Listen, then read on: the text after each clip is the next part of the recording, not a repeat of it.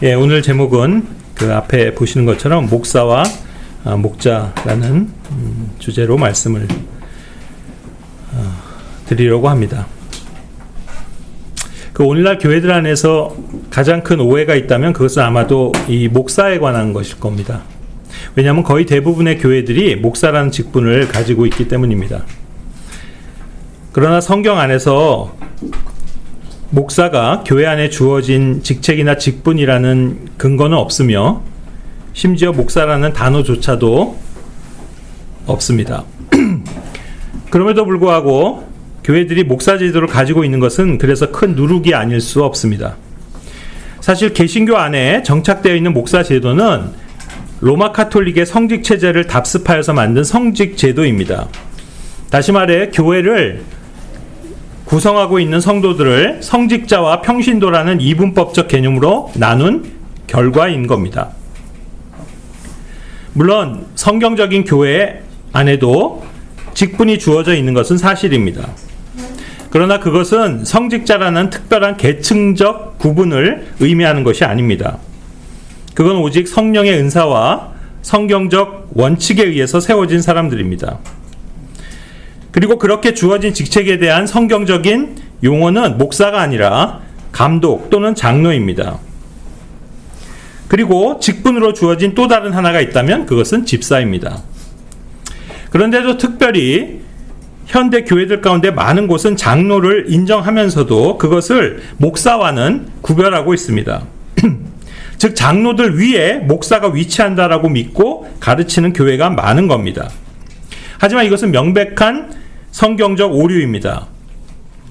신약 교회 안에 다스리는 자들을 주신 감독들을 장로라 부르지 결코 목사라고 부르지 않습니다. 그렇다면 과연 목사란 말은 어디서 온 말일까요? 영어로 보통 목사라는 직함을 말할 때 쓰는 단어는 레버랜드 또는 패스터라는 그 단어입니다. 경우에 따라서는 그냥 포괄적으로 미니스터라고 부르기도 합니다. 그러나 먼저 레버랜드라는 단어는 성경적 용어가 아닙니다. 그냥 종교적 용어일 뿐입니다. 왜냐하면 카톨릭의 사제도 레버랜드라고 부르고 불교의 스님도 레버랜드라고 부르기 때문입니다. 그래서 굳이 성경적 용어를 고른다면 패스터인데 그 단어도 원래 뜻은 아시는 바대로 양치기, 곧 목자입니다.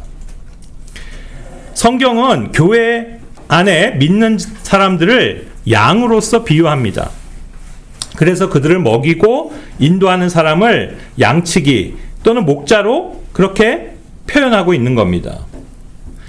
패스터와 같은 뜻으로 사용되는 또 다른 단어가 있는데 그것은 셰퍼드라는 단어입니다. 그래서 이 목자라는 개념의 이 단어가 사실 그 원조라고 할 수 있는 분은 우리 주 예수님이십니다. 요한복음 10장 11절부터 14절에 보면 나는 그 선한 목자라 I am the good shepherd. 선한 목자는 양들을 위하여 자신의 생명을 주느니라. 그러나 삭군이요 목자가 아니며 그 양들도 자기 소유가 아닌 자는 늑대가 오는 것을 보면 양들을 남겨두고 도망하느니라. 그리하여 늑대는 그들을 낚아채고 양들을 흩어지게 하느니라. 그 삭군은 도망하나니 그가 삭군이요 양들을 돌보지 아니하기 때문이라. 나는 선한 목자라. 그런즉 나는 나의 양들을 알며 나의 양들에게도 알려져 있느니라. 그런데 교회들 안에는 예수님 외에도 인간 목자들을 허락하셨습니다. 그래서 예수님은 그 목자들 가운데서도 가장 큰 위대한 목자라고 할 수 있기 때문에 히브리서 13장 20절은 예수님을 Great Shepherd, 위대한 목자라고 표현하고 있습니다. 이제 화평의 하나님 곧 양들의 위대한 목자이신 우리 주 예수를 영원한 언약의 피를 통하여 죽은 자들로부터 다시 데려오신 분께서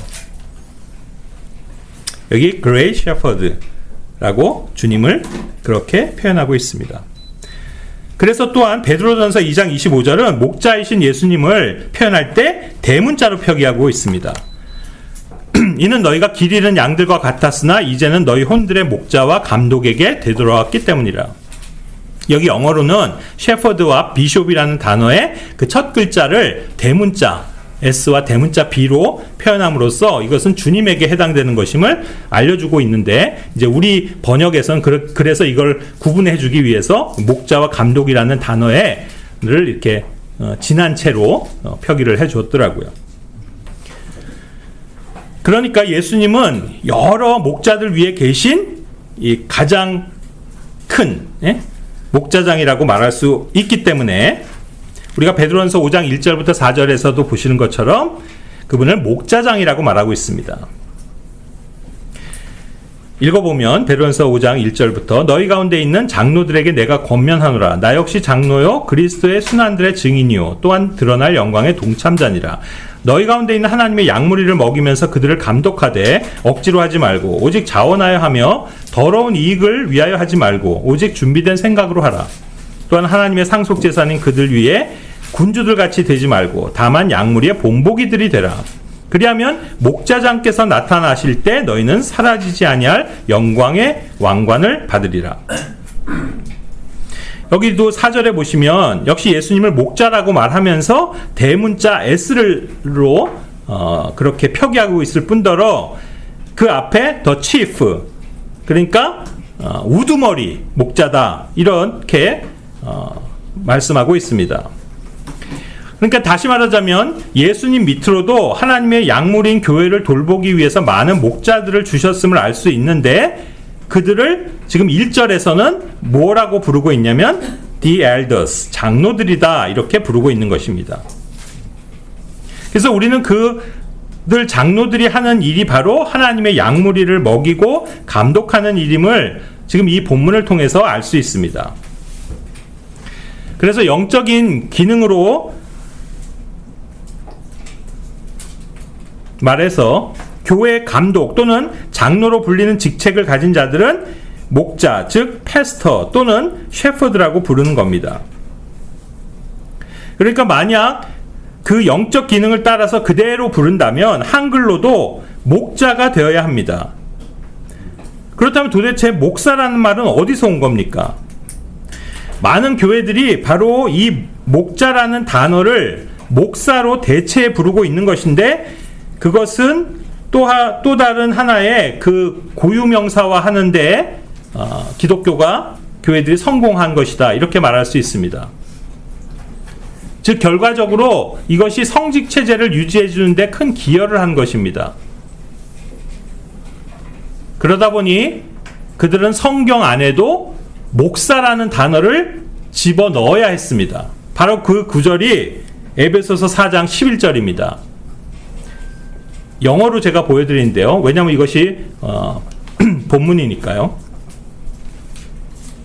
여기 교회 안에 어떤 사람들은 apostles, 사도로, 또 어떤 사람들은 prophets, 예언자들로, 그리고 또 어떤 자들은 evangelist, 복음 전도자들로, 그리고 어떤 자들은 pastors and teachers라고 해서 목자들과 교사들로 주셨다, 이렇게 되어 있는데 바로 이 구절인데 여기에 바로 pastors라는 단어가 등장하는 겁니다.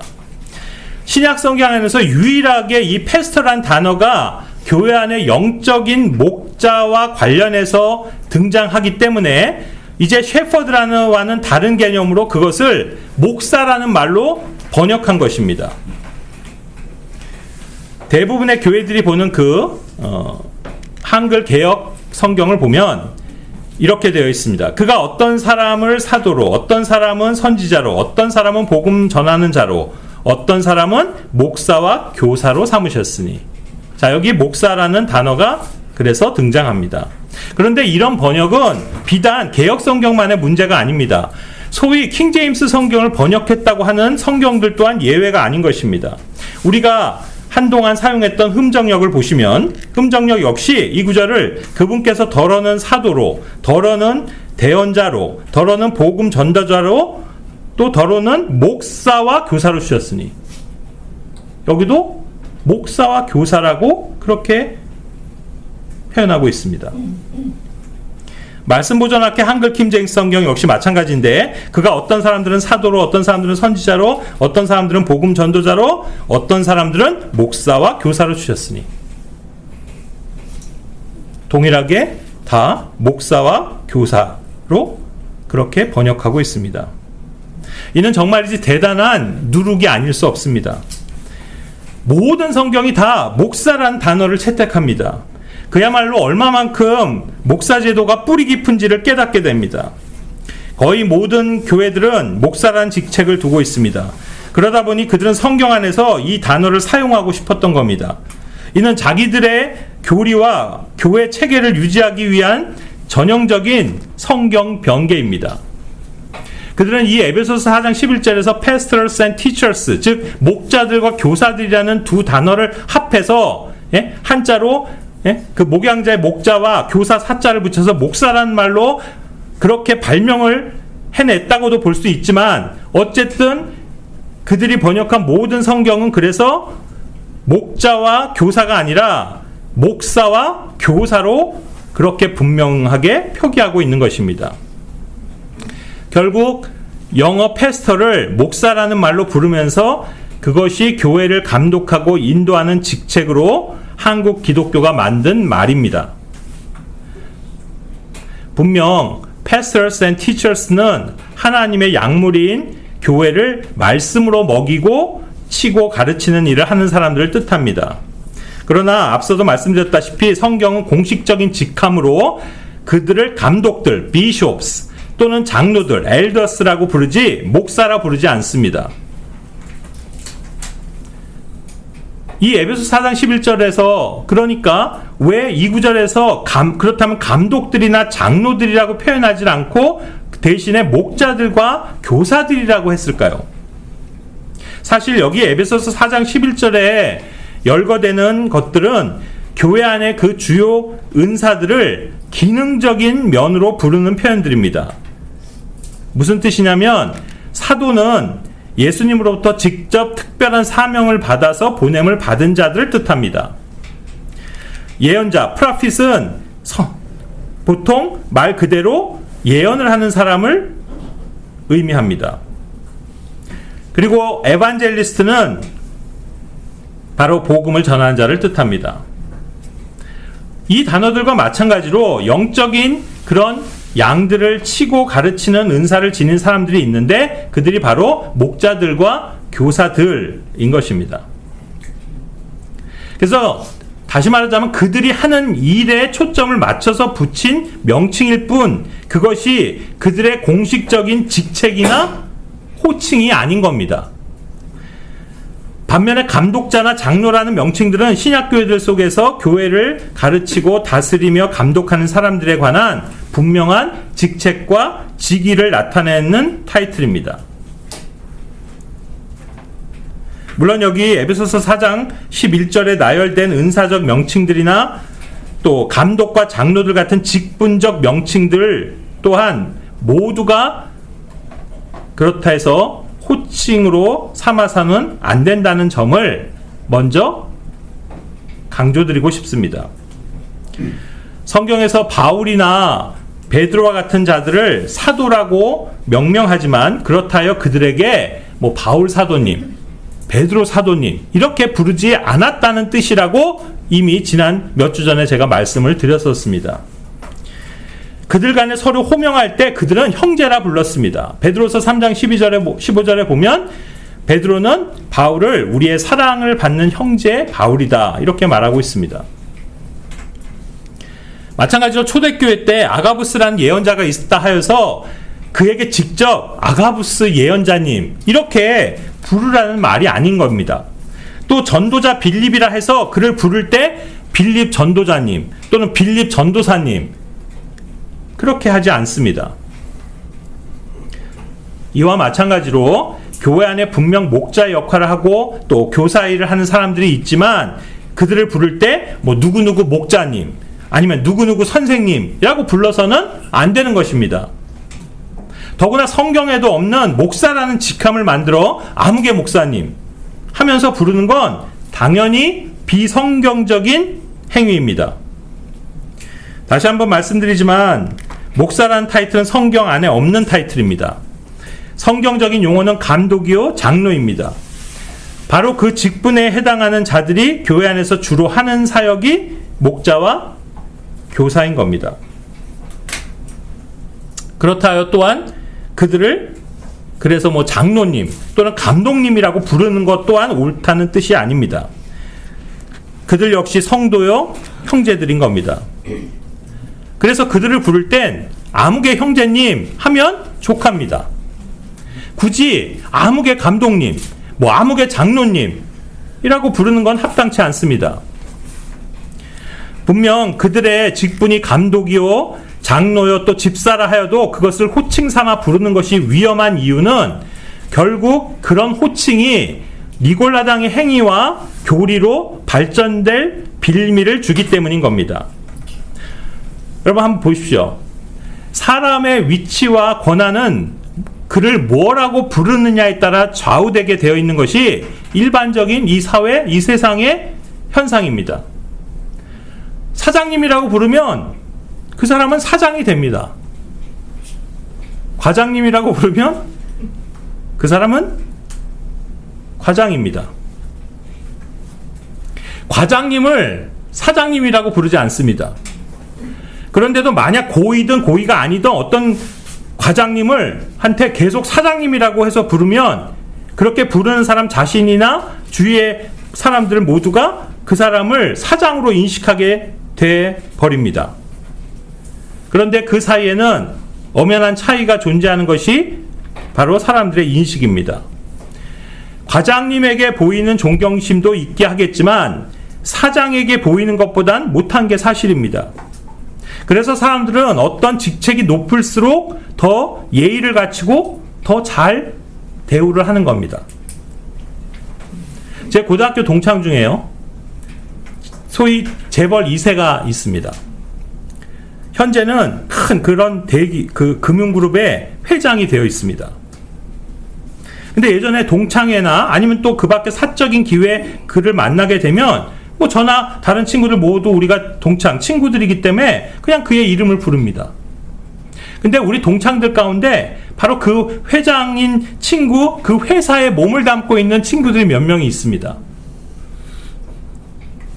그들은 공적으로 그에게 항상 회장님이라고 깍듯이 부르며 대해야 합니다. 그러다 보니 사적인 친구들 모임에서도 그 버릇이 나옵니다. 다른 친구들처럼 그렇게 그를 막 대하기도 어렵고 함부로 이름도 못 부르는 겁니다. 그런 자리에서도 그 직원인 친구들은 그 회장이 되는 친구에게 회장님 이렇게 깍듯이 대합니다. 왜 그럴까요? 당연히 그들은 한 회사 안에서 회장과 또 부하 직원의 관계이다 보니 그럴 수밖에 없겠지만 그 신분의 차이를 확실하게 구분해 주는 것이 바로 호칭이 되는 겁니다. 아마 남자분들은 다 이해하실 겁니다. 예비군 훈련장에 가보면요, 다 똑같은 이제 옷을 입고 훈련을 받습니다. 거기에서 처음 보는 사람들이죠. 다 어떤 사람들을 만납니다. 그래서 통성명도 하고 또 그러다 보면 친해지기도 합니다. 그런데 그들 가운데는 밖에서 평범한 회사원도 있을 거고 치킨집 사장 같은 자영업자도 있을 거고, 그런가 하면 아까 그 제 친구처럼 꽤나 큰 회사의 재벌 2세로서 벌써 사장이나 임원이 된 사람도 있을 수 있습니다. 하지만 그 안에선 다 같은 군복을 입고 있을 땐 그냥 서로가 아무개님 또 아무개씨 하면서 친하게 며칠을 지냈습니다. 그 이제 훈련이 끝나고 밖으로 나오게 되는데 어떤 검은색 고급 세단이 대기하고 있다가 거기 기사가 차문을 열어주면서 그 어떤 한 사람에게 사장님이라고 하는 그렇게 말하는 소리를 듣게 된다면 이제부터 그에 대한 태도가 그 주변 사람들이 어떻게 변할까요? 왠지 그 사람과의 관계가 달라질 겁니다. 그렇게 만든 것은 뭐 그 사람이 어떤 위치와 신분을 갖고 있고 또 얼마나 많은 재산을 갖고 있는지를 확인해서가 아닙니다. 그저 그를 사장님이라고 또는 회장님이라고 부른 그 호칭에서 오는 겁니다. 이것이 호칭의 위력이며 위험성입니다. 오늘날 기독교는 목사라는 직함을 만들어 놓고 그렇게 존경스럽게 부르게 함으로써 목사는 평신도들과는 구별되는 아주 특별한 사람이라는 인식을 심어주는데 성공했습니다. 그래서 자연스럽게 그들이 추구하는 성직 체제를 공고히 할 수 있었던 것입니다. 그러나 목사는 교회 안에 특별한 신분도 아니며 또 그렇게 인정받는 공적 직분도 아닌 겁니다. 그건 기독교라는 종교 안에서 만들어진 직분이요, 직책의 타이틀일 뿐입니다.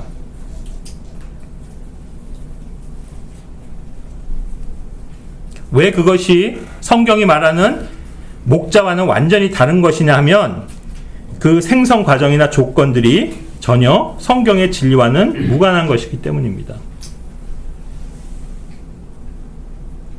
사실 이 호칭이라는 말씀, 이 어떤 호칭적인 관점에서 제가 말을 했기 때문에 문득 그러니까 생각이 드는데요. 실제로 이렇게 목격을 합니다. 그 기성 교회들 보면요.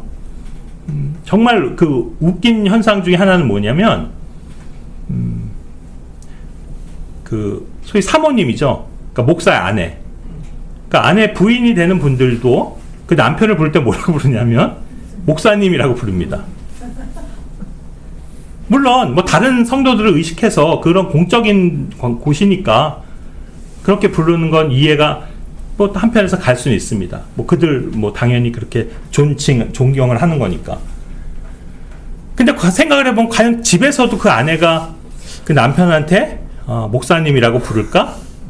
근데 실제로 그렇게 부르는 사람들도 있습니다. 예. 그런 아내들도 있어요. 근데 이제 생각을 해보면 그것은 결국 무엇을 보여주는 겁니까? 아내가 만약에 그런 분들이 사람들이 앞에서 교회에서요, 자기 남편이 되는 목사한테 목사님이라고 안 하고 뭐 여보 뭐 자기 이렇게 부르면 난리가 납니다. 그렇지 않겠어요? 성도들 가운데서. 또 만약 그 안에 아들이 있다 그러면 아들이 아버지 그러면 난리가 나겠죠. 거기서 목사님이라고 그렇게 합니다. 그러나 그들이 과연 집에 가서도 그렇게 할까요? 뭐 아까 얘기했던 정말 그런 사람들도 간혹 있긴 하겠지만, 그러나 대부분 가정에서는 그렇지 않을 겁니다. 이 부분은 제가 호칭에 대해서 좀 저의 생각을 말씀을 드리는 건데, 사실 우리가 주님 안에서 올바른 그 관계는 그 형제요 자매잖아요. 그래서 사실 형제라는 말은 관계를 말해주는 거잖아요. 브라더, 형과 동생, 아우다, 이 관계죠. 그러니까 그것도 사실은 엄밀히 얘기하면 호칭은 아닙니다. 네? 예를 들어서 여러분이 진짜 친형제한테 뭐 제가 진선 형제가 제 동생인데 동생을 부를 때 형제 진선아 그러지 않잖아요. 그냥 동생이니까 단순하게 저는 이름을 부를 거고 또 진선 형제는 저한테 그냥 형이라고 합니다. 그건 왜냐하면 가족이기 때문에 가족 안에서 그냥 일상적으로 우리는 그런 것들이 자연스러운데, 더더군다나 이제 영어에서는 사실 존경이랄까 그 존칭어가 없잖아요. 그리고 미국 사람들은 그냥 뭐 이름도 부르고 이런 격의가 없기 때문에 우리처럼 어떤 호칭에 관한 문제가 굉장히 막 이렇게 복잡하지 않죠. 쉽게 얘기해서. 그러다 보니까 우리는 그냥 이 형제라는 말이 그냥 하나의 호칭처럼 돼버리기도 했지만, 사실 엄밀한 의미에서는 그거는 관계를 보여주는 겁니다. 그래서 그냥 교회 안에서도 정말 친한 사람들끼리, 여러분들도 마찬가지라고 생각이 되는데, 친한 사람들끼리는 그냥 뭐 형, 뭐 누나, 언니 뭐 이렇게 부르지 굳이 그렇게 뭐 형제 이렇게 부르지 않거든요. 물론 우리가 이제 교회 안에서 예의를 갖추고 하기 때문에 또 어떤 때는 그냥 형제님, 자매님 이런 것이 통용화되고 있습니다. 그러나 사실 생각해 보면, 호칭적인 면에서 생각해 볼 때는 우리가 그것도 어떻게 보면 맞는 것은 아닌 거죠. 그래서 그 소위 브래드린 계통의 교회 가면요, 그 안에서는 정말로 이렇게 보면 이 형제님들이 이렇게 서로 부를 때요, 형님이라고 불러요. 나이 따라서 형님, 그리고 뭐 친한 관계는. 제가 우리 교회 안에서도 그런 신기한 장면을 봤는데, 언젠가 송이하고 로아가 소백금 형제한테 백금 삼촌 그러더라고. 그러니까 너무 어려서부터 봤기 때문에 백금 형제를, 그러니까 그냥 그때부터 어릴 때 삼촌이라고 불렀기 때문에 그게 이제 습관이 돼서 삼촌이라고 부르는 것 같은데, 저는 그것이 나쁘다는 생각이 들지 않습니다. 왜냐면 그건 오히려 더 그만큼 가깝다는 거를 보여주는 방증이라고 생각해요. 사실 소백금형제 얘기가 나왔으니까 제가 소백금형제하고는 워낙 오래 있었기 때문에요. 제가 이런 공적인 데서 뭐 백금형제 뭐 이렇게 얘기를 하지만 그냥 개인적으로 통화하거나 뭐 이럴 때 나 백금아 그러고 그럽니다. 그냥 말 놓고 그러죠. 왜냐하면 그만큼 친한 관계가 돼 있으니까. 사실 교회는 그런 거고, 그래서 어떻게 보면 그런 면에서도 보자면 그래서 가정교회가 옳은 겁니다. 가정에 오면 모든 공적 타이틀, 직책 이런 거 다 날아가잖아요. 거긴 그냥 아버지입니다. 그냥 어머니입니다. 형입니다. 누나입니다. 동생이잖아요. 사실 우리가 영적인 가족이라면 그렇게 돼야 되는 게 정상 아닐까요? 네. 여기가 가정인데, 우리가 영적인 가족인데, 그렇다는 생각이 듭니다. 그래서 여러분들도 앞으로 그렇게 해도 저는 나쁘지 않다고 생각합니다. 그 사도 요한이요, 훗날 그 마리아, 예수님의 어머니였던, 육신의 어머니였던 마리아를 뭐라고 불렀을까요? 어머니라고 불렀을 것 같아요. 왜 그랬을까요? 여러분 기억하시죠? 예수님이 십자가에서 요한복음 19장에서 제자에게 너의 어머니다. 또 어머니에겐 보소서 당신의 아들입니다. 그래서 그 후로부터 그를 자기 집으로 모셨잖아요. 그래서 아마 요한은 마리아를 어머니라고 불렀을 것 같아요. 여기 전수자자매는 계시지만 저야 진짜 어머니니까 저는 어머니라고 부르지만 만약 여러분도 원하면 어머니라고 불러도 저는 무방하다고 생각이 들어요. 호칭이 바로 그런 겁니다. 동문 형제가 저랑 같이 일하니까 바깥에서 저한테 사장님이라고 부르지만 교회 와서 저한테 사장님이라고 부릅니까? 그래서도 안 되고 그러지도 않죠. 왜? 여기는 우리는 형제니까. 여기서 형제라고 부르는 거거든요. 우리는 그리스도 안에서 모두가 형과 동생의 관계고 또 자매의 관계고 그런 거 아닙니까? 이 호칭에 대해서도 그렇게 생각을 해보게 됩니다. 아무튼 그런데 왜 오늘날 목사라는 그 타이틀은 이렇게 그 뭔가 구분되는 그러한 그 직분 또 직책이 됐을까? 그래서 사실 목사라는 타이틀은요, 그저 세상적인 직업이나 자격으로 얻게 되는 그 다른 신분들과 전혀 다른 게 없습니다. 보십시오. 소위 오늘날 목사라는 신분을 어떻게 획득합니까? 신학교를 나와야 하고 특정 교단에서 안수를 받아서 임명돼야 합니다. 모든 기독교 종파는 자기들의 교리와 교칙을 가르치는 신학교나 신학 코스를 가지고 있어서 거기서 일정 기간 교육을 받고 훈련을 받아야지만 그 교단의 목사가 될 수 있는 자격을 부여합니다. 당연히 시험도 봐야 하고요. 논문도 통과해서 그 신학 학위를 취득해야 합니다. 그러고 난 다음 그 교단의 충성서약을 해야 하고 총회에서 안수를 받고 임명장을 받아서 파견되어야 합니다. 그리고 난 다음에는 전도사 생활, 부목사 생활 또는 선교사로서 일정 기간 사역을 하고 인정을 받게 되면 이제 어떤 교회로 부임되어서 담임 목사가 될 수 있는 것입니다. 이 모든 조건을 충족해야만 목사라는 타이틀을 얻게 되는 겁니다. 물론 어떤 교회를 맡지 않아도 신학대학을 나와서 목사 안수만 받아도 그는 목사라는 신분으로 평생을 살아가게 됩니다. 과연 이것이 성경과 무슨 관련이 있습니까? 더구나 성경이 말하는 하나님의 약물인 교회를 인도하는 목자와 무슨 공통점이 있습니까? 성경 어디에 신학교를 나와 신학학위가 있어야 하고 목사 자격증을 받아야 그런 일을 할 수 있는 거라고 말을 하고 있습니까? 사실 그런 방식은 이 세상 직업들, 특별히 어떤 전문 직종들 안에서 자격을 부여하는 방식과 다르지 않은 겁니다. 의사가 되려면 반드시 의과대학을 나와 인턴, 레지던트를 거쳐 전문의 과정을 통과해야 의사가 될 수 있습니다. 그렇게 만들어 놨습니다. 또한 판검사, 변호사는 누가 할 수 있습니까? 아무나 할 수 있습니까? 아닙니다. 법대를 나오거나 로스쿨을 통해서만 법조인이 될 수 있습니다. 이렇듯 이 세상에선 대다수의 전문 직업들이 자기들이 만들어 놓은 체제 안에서 어떤 특정 과정을 이수하고 자격시험을 통과해야만이 그 자격을 주고 그래야지만 그 직업을 가지고 살아갈 수 있도록 한 것입니다. 목사도 이런 방식으로 될 수 있도록 만들어 놓은 게 바로 오늘날 기독교 교회들입니다. 오늘날 우리가 주변에서 목사라고 부르는 사람들은 모두가 다 이런 종류의 사람들인 겁니다. 그러므로 오늘날 교회들 안에서 부르는 목사는 자격증이고 또 직업의 하나일 뿐입니다.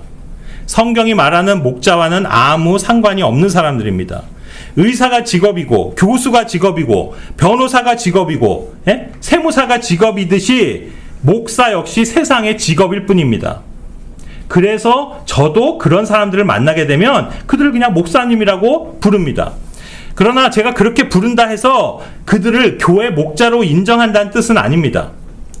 그냥 어떤 기업의 사장을 사장님이라고 부르고 임원을 전무님이라고 부르고 대학의 교수를 교수님이라고 부르며 변호사를 아무개 변호사님이라고 불러주는 것과 차이가 없는 의미입니다. 그들 종교적인 단체들이 만들어낸 목사라는 직업에 대해 그냥 그렇게 제가 불러주는 것뿐입니다. 그러니까 오늘날 대다수의 목사라 불린 사람들은 직업적인 목사일 뿐이지 성경이 말하는 목자는 아닌 겁니다. 기독교 안의 목사는 직업이지만 교회 안의 목자는 은사입니다. 기독교 목사는 사람들이 세우지만 교회 안의 목자는 주님이 부르시며 성령께서 세우십니다. 목사는 양들 위에 군림하는 성직자들이지만 목자는 양들을 지도하는 영적 인도자들입니다. 목사는 성도들로부터 섬김을 받지만 목자는 교회를 섬기는 자들입니다. 목사는 물질적 대가를 받으며 일하지만 목자는 아무 대가를 바라지 않고 오직 그들의 혼을 위해 일하는 자들입니다. 히브리서 13장 17절에 너희를 다스리는 자들에게 순종하고 스스로 복종하라. 이는 그들이 회개 보고를 해야만 하는 자들로서 너희의 혼들을 위하여 깨어있기 때문이라. 그러므로 직업적인 목사들과 성경적인 목자들을 구분할 줄 알아야 합니다. 사꾼 목자들, 즉 직업적인 목사들은 성경에서 양무리를 친다는 말을 교묘하게도 자기들의 권한과 이익을 넓히는 데 악용하고 있습니다. 그들은 하나님의 상속자인 양들 위해서 지배자 노릇을 합니다. 그것이 성직자입니다. 그래서 아까 봤던 베드로전서 5장 1절부터 4절을 다시 보면 여기 하나님의 상속 재산인 그들 위에 군주들 같이 되지 말라라고 번역한 그 원문, neither as being lords over God's heritage. 이 말을 그냥 쉽게 설명을 하자면 하나님의 유산 위에서 주인 노릇을 하지 말라, 그 뜻입니다. 무슨 뜻입니까? 교회 양들은 하나님의 소유라는 뜻입니다. 사실 성경적 의미에서 양들의 소유자는 목자가 아닙니다. 교회를 다스리는 일을 목자된 사람들에게 맡겼다 해서 그 목자들이 양들을 소유한 것이 아닙니다. 목자들은 소유주이신 하나님께 위임받아 그 양들을 돌볼 뿐 여전히 양들은 하나님의 소유입니다. 그래서 여기 위에 2절에서도 The flock of God, 하나님의 양물이라고 교회를 표현하고 있는 겁니다. 그렇기 때문에 어떤 교회를 이탈한 양들을 가리키면서 그 교회 목자가 양들을 잃어버렸다고 표현하는 것 역시 실은 틀린 말입니다. 성경은 어떤 지역교회에서 성도들이 나간 것을 두고 양들을 잃어버린 것이라 말하지 않습니다. 왜요? 어차피 그 양들에 해당하는 성도들은 주님의 소유일 뿐입니다. 그래서 그 교회 울타리 안에 있다 해야 하여 양을 얻은 것이 있다 해서 양을 얻은 거고, 또 거기서 나갔다 해서 양을 잃어버리는 것도 아닙니다. 사실 정말 양을 잃어버리는 경우는 비록 양들이 그 울타리 안에 있다 해도 그들을 올바른 말씀으로 먹이고 감독하는 일을 제대로 하지 못한 경우입니다. 만약 어떤 목자가 진리를 말하고 올바른 하나님 말씀을 가르쳤음에도 불구하고 그것을 듣기 싫어해서 양들이 나갔다면 그 목자는 주님의 양들을 잃어버린 게 아니라 실은 온전히 얻은 겁니다. 오히려 반대로 양들이 듣기 좋아하는 말들도 그들의 비위를 맞추고 기분 좋게 만들어서 그저 문제없이 교회 안에 머물게 한다면 그 목자는 주님의 양들을 잃어버리고 있는 겁니다. 이것이 주님과 우리 사람들이 갖는 관점의 차이입니다. 대한민국엔 크게 부흥했다라고 자랑하는 교회들이 많습니다.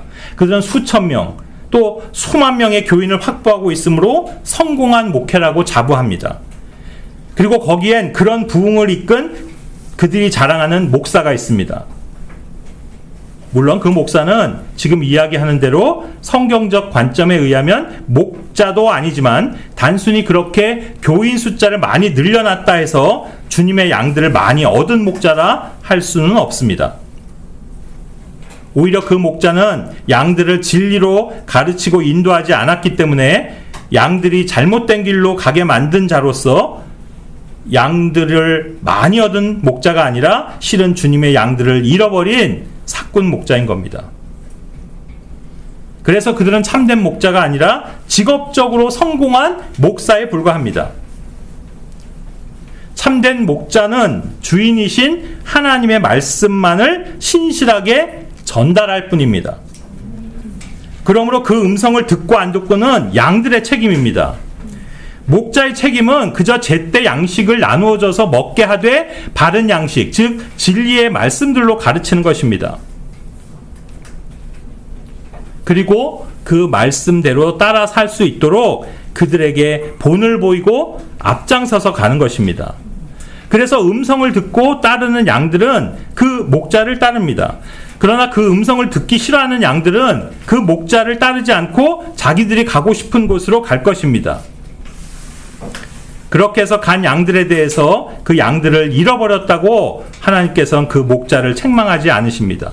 오히려 양들에게 바른 말씀을 있는 그대로 알려줘서 그들이 그것을 듣기 싫어서 떠난 것이기에 그 책임을 오히려 다한 그 충성심에 관해서 그 목자를 칭찬하실 것입니다. 그러므로 참된 목자는 주님의 음성에 귀 기울이는 사람이지 양들의 목소리에 귀 기울이는 자가 아닙니다. 목자는 양무리의 맨 앞에 위치합니다. 결코 뒤에서 양들을 몰아가는 자가 아닙니다. 오히려 양들에게 소리를 지르면서 몰고 가는 존재가 있는데 그건 목자가 아니라 개입니다. 바로 아이러니하게도 그 이름 또한 목자란 뜻의 셰퍼드라는 바로 그 개입니다. 셰퍼드. 우리가 일본식 발음하면 세퍼트. 이 셰퍼드라는 개는 왕왕 지저대면서 양들을 어떤 방향으로 몰고 갑니다. 그러나 목자는 그저 올바른 방향으로 자신이 걸어감으로 양들이 자기를 따라오게 합니다. 이것이 앞서 베드로전서 5장에서 그들의 주가 되지 말고 오직 그들의 본이 되라고 하신 말씀의 뜻입니다. But being examples to the flock. 참된 목자는 양들을 재산으로 여기지 않습니다. 양을 통해 자연적으로 얻어지는 것은 젖과 버터와 치즈입니다. 그러나 사꾼 목자는 양 자체를 자기 재산으로 생각합니다. 그래서 때론 그들을 먹잇감으로 여겨서 먹어버립니다. 이것이 목자와 목사의 차이입니다. 직업으로 목사인 사람들은 더러운 이익을 위해서 그 일을 합니다. 다시 말해 이익이 되지 않거나 방해가 되면 언제든 양들을 버릴 수 있습니다. 예수님이 말씀하신 대로 참된 목자는 양들을 위해 자기 생명을 버리지만 목자가 아닌 사꾼, 즉 목사는 어려움이 올 때 양들을 내팽개치고 도망칩니다. 여기서도 도망치는 것이 지리적이고 물리적인 이탈로 생각하면 안 됩니다. 이것은 비유일 뿐입니다.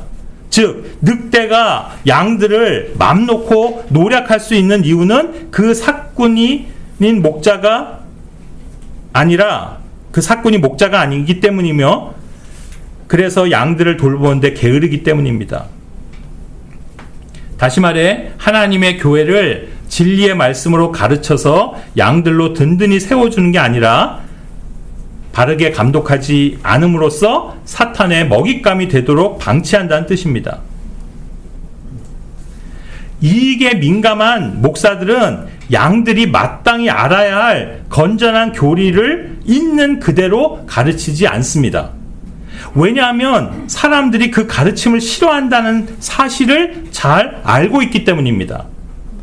진리를 말함으로 사람들이 싫어해서 그 울타리를 넘어 다른 우리로 가버린다면 자신이 이익을 얻지 못하기 때문에 양들이 행여나 조금이라도 싫어하거나 거북해하는 말은 아예 하지를 않는 겁니다. 바로 이런 자들이 목자가 아닌 자들입니다. 그러므로 오늘날 다수의 목사라 불리는 사람들은 사람들의 욕심에 응해 그들의 가려운 귀만 긁어주면서 자기도 이익을 챙기려는 거짓 교사들인 것입니다. 디모데후서 4장 3절 4절에 이는 그때가 올 것이기 때문이니 그들이 건전한 교리를 견디지 못할 때라. 반면에 그들은 귀가 가리워서 자신들의 정욕들에 따라 자신들에게 선생들을 쌓아두리라. 그리고 그들은 자신들의 귀를 진리로부터 돌이킬 것이며 지어낸 이야기들로 돌리리라. 결코 진정한 목자라면 그는 자기를 희생해서 양들의 유익을 추구하지 양들에게서 이득을 취하고자 하지 않습니다. 또한 참된 목자는 자신의 재산을 허비해가며 양들을 위해 사는 자이지 그렇게 양들을 통해서 자기가 치부하고 자기의 재산을 불려나가는 사람이 아닌 겁니다. 바울은 아버지가 자식들을 위해서 쓰는 것이지 자식이 아비를 위해 예비하고 쓰는 게 아니라고까지 말했습니다. 고린도후서 12장 14절에서. 그런데도 오늘날 목사들이라 불리는 사람들은 늘 대접받고 성도들로부터 물질적 섬김을 받는 데에만 익숙해져 있습니다. 그런데 디모데전서 3장 2절은 감독의 한 가지 자격으로 대접을 잘하는 것, given to hospitality를 말합니다. 이게 환대한다라고 번역을 해놨는데 다른 사람들을 대접하고 접대하는 바로 그 일을 잘한다는 뜻입니다. 그런데 오늘날 목사라 불리는 사람들을 보십시오. 반대로 얼마나 자기들이 접대받고 섬김받기를 좋아합니까? 이런 사람들은 그래서 목자가 아닌 겁니다. 그들 호칭대로 비성경적 교회 안의 목사일 뿐입니다. 우리 주님은 섬김을 받으러 온 것이 아니라 섬기러 오셨다고 마가복음 10장 45절에서 말씀하셨습니다. 또한 크게 되려면 먼저 섬기는 자가 되어야 한다라고 43절에서도 말씀하셨습니다. 목자는 섬기는 자입니다.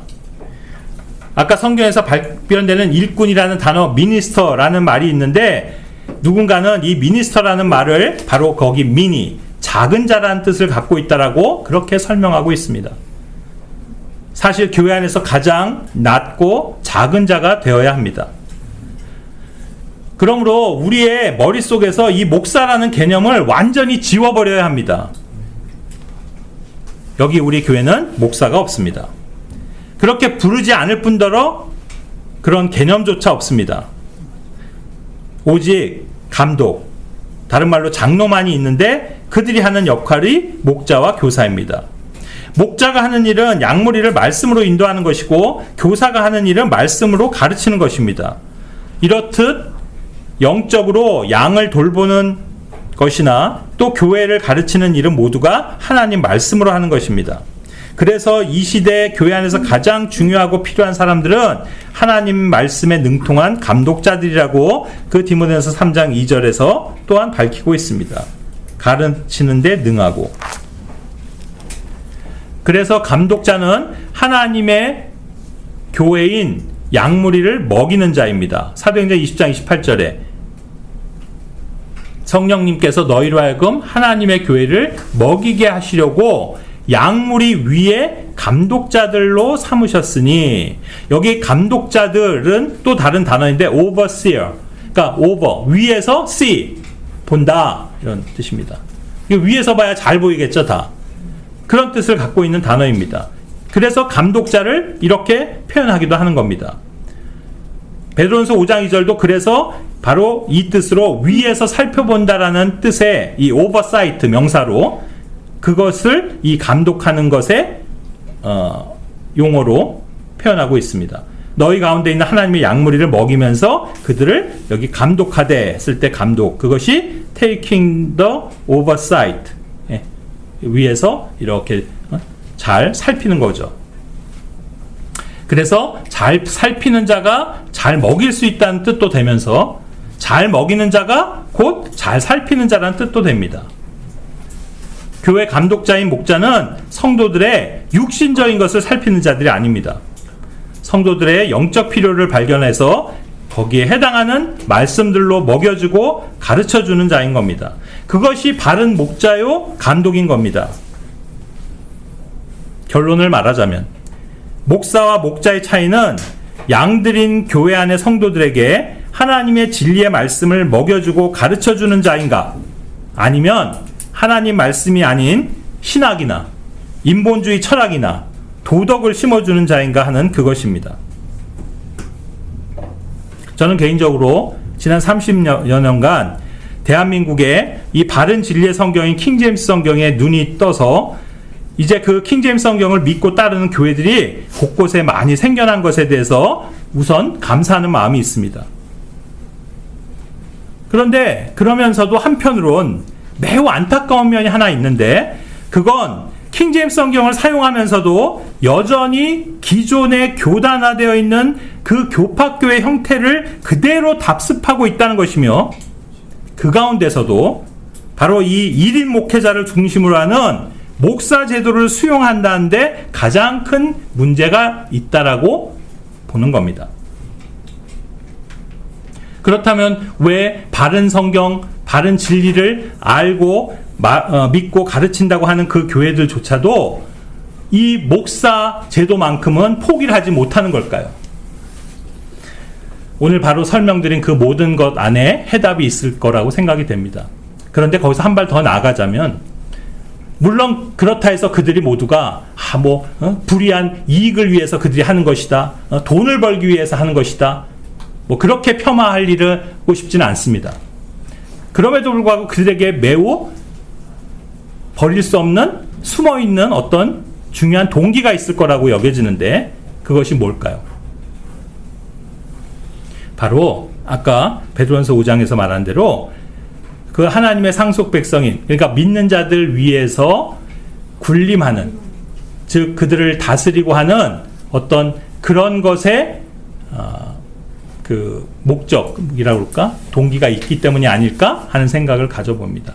무슨 말이냐면, 결국 교회를 유지하고 그들의 목표는 교회라는 자신들의 그 울타리를 크게 만들고 높이 만들고, 그래서 사람들에게 그 교회로 자랑거리를 삼고 싶어하는 그 숨은 동기가 있기 때문에 그 사람들을 자신의 어떤 시적으로 또는 명예로 또 자신의 어떤 그런 업적으로 삼고자 하는 그런 동기가 그들 속에 있기 때문이 아닐까, 그런 생각을 해보는 겁니다. 정말 아까도 말했지만 성도들은 그것들이 하나님의 소유고, 내가 그들을 군림하는 것이 아니고, 그들 위해 군림하는 것이 아니고, 그들을 또 지배하는 그런 것이 아니고, 그들을 섬기는 사람이라고 한다면 과연 그 목사 제도라는 것을 그렇게 중요하게 생각하고 그것을 따라야 하고, 또 그래서 그 목사라는 호칭으로 불려지는 것을 포기할 수 없는 것일까, 그런 생각을 하게 되는 겁니다. 그래서 우리는 오늘 이 말씀을 드리는 이유는 이것이 우리가 주변에 보는 대부분의 그 교회들의 어떤 팽배해 있는, 우리도 그들 스스로도 알지 못하는 그런 교리적인 누룩이기 때문에 그런 것에 대한 이런 확고한 구분과 더 나아가서 믿음이 없으면 그런 것을 배척하기 어렵다는 그런 말씀을 드리게 됩니다. 제 소천하신 저희 육신의 아버지 그 유광식 형제님의 저는 개인적으로 아들로서 또 여기 진선 형제도 마찬가지지만 저는 그런 생각을 최근에 하게 됩니다. 우리 아버님으로부터 받은 영적 유업이 뭘까? 여러 가지가 있을 거예요. 우리 아버님이 또 이렇게 못하신 것도 많지만 또 훌륭하신 점도 많잖아요. 근데 이제 우리 아버님의 훌륭했던 점들을 몇 가지를 얘기할 수 있는데 그 중에 하나를 좀 말씀을 드리자면 바로 그것이 우리 아버님 평생을 바로 이 목사 제도를 수용하지 않았습니다. 예. 수많은 교단과 교회들에서 우리 교회 와라. 그냥 목사 안수해주겠다. 당신이 목사 되면 더 큰 주님의 일을 할 수 있고, 더 인정받을 수 있고, 더 큰 주님의 사역을 할 수 있는데, 왜 그러느냐 하면서 엄청난 회유와 그런 유혹들이 있었습니다. 그럼에도 불구하고, 정말 우리 아버님은 다른 건 몰라도 그거 하나는 타협을 하지 않으셨거든요. 근데 어쩌면 그것을 어릴 때부터 계속 옆에서 보고, 또 유형무형으로 그것을, 어떻게 보면 배웠다고 할까? 그것을 본받았다고 해야 되겠죠. 그래서 우리 형제는 그 부분에 대해서 정말로 이렇게 단호하게 우리의 그런 믿음의 선명성을 지켜올 수 있었다는 것에 대해서 하나님께 참 감사를 드리게 되고, 또 그건 우리 아버님께도 참 감사한 제목이 됩니다. 왜냐하면 대한민국에서 이렇게 교회에서 함께 사역하고 섬기는 데 있어서 이런 제도를 수용하지 않고 한다는 것이 정말 어려운 일이고, 그것이 참 정말 드문 일이기 때문에 그렇게 사는 교회를 제가 거의 본 경험이 없거든요. 예. 그래서 그런 면에서는 참 또 감사와 자긍심이 있는데, 어쨌든 그런 많은 교회들을 보면서 안타까움을 갖습니다. 우리 형제자매들이 비록 이런 주제, 오늘 같은 메시지가 우리의 영적인 신앙생활에 그렇게 중요한 걸까라고 생각을 하실지도 모르겠지만, 정말로 앞으로 이 대한민국에서 우리의 이 믿음과 진리를 지켜가는 데 있어서 이 오늘 주제는 엄청나게 중요하다는 것을 모든 형제자매들이 인식을 다시 한번 해주셨으면 좋겠다 하는 그런 바람을 가지면서 말씀을 마무리하도록 하겠습니다. 기도하겠습니다.